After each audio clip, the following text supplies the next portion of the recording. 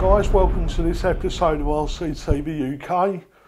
I'm going to give you a quick review or overview of these RCX motors which I've been using now.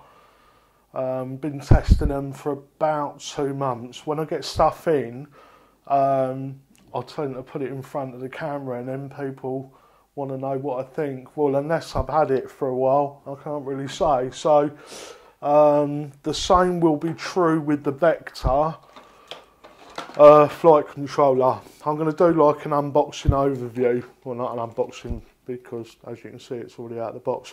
But I'll give you guys a look at the Vector before we do the full review. That's going back on this, which leads us to our first story for the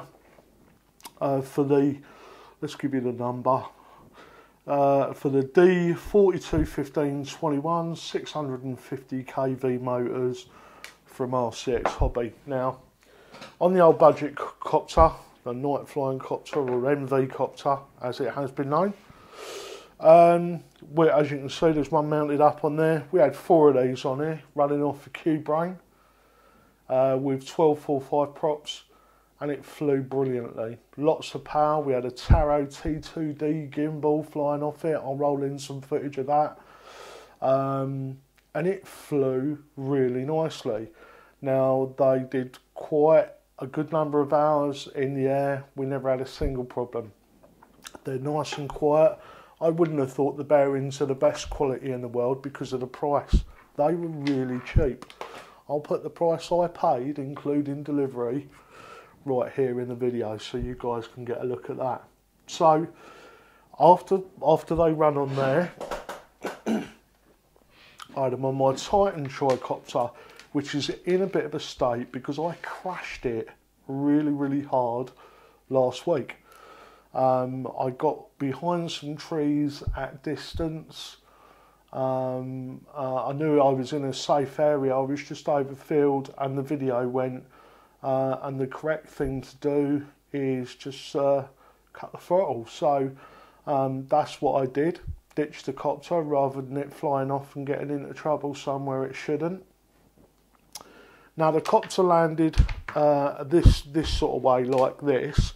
It snapped one of the legs off. I hadn't broken the leg, but it snapped one of the legs off, and the motor that was on the corner, let's put this out of the way now. By the way, the Titan, 0 damage, absolutely 0 damage, and I was a good 60 feet up when the accident happened, so I love that airframe. This is the motor that took the brunt of the fall. It snapped it off, and when I got to it, this was twisted round about 5 times, and it had got very hot, hence that all being kinked up now. Well, the motor was upside down with a propeller still attached to it, and it had cut a hole in the ground like one of those things that they use to dig tunnels. And because pilot error or builder error, I had left my fail-safe for the long-range gear that I had on it. I had an 8-channel light UHF receiver. I'd got it set up so that the fail-safe ran it at about quarter throttle. From a previous build, I just swapped the transmitter over, the receiver over.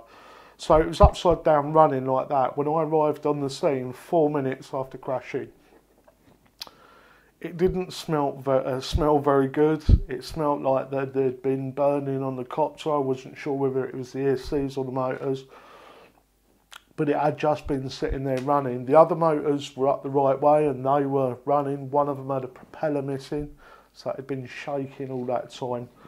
Anyway, today I took the motor off of the Titan, I stripped it down, and I grabbed one of my ESCs, and I plugged the battery into it and I ran it up, and it's as good as the day I bought it. I don't know where the smelling was coming from, but it's not coming from the motors. And this was in a sorry state when I picked it up. It was covered in dirt and dust, and it still sounds really smooth. Like I say, these probably aren't the best bearings in the world, but these motors run lovely and quiet. On the Titan tricopter, I was running it on 1147s, the old gem fans. Nothing fancy, bit of give. I thought I may have a little tangle with it, so I just put some cheap hole props on it. And to be honest, it ran really well. I think if we'd have put a stiffer prop on it,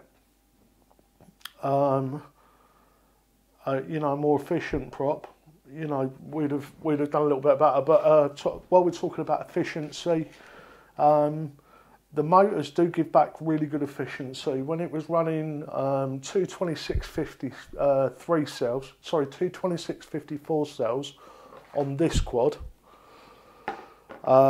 This is an RC timer armed 450 frame, by the way. It's about 700 mil. When it was on here with all the Taro gimbal and the two, all the FPV gear and the two batteries, I was still getting around a 12 to 14 minute flight. So for that setup, it's only 5300 milliamps and a lot of gear on flimsy washing out props. You know, it was quite respectable. And on the tricopter, we got even better run time than that, with it being a bit lighter. So there you go, guys. I'm going to run in some specs for the motors from the MyRC website now.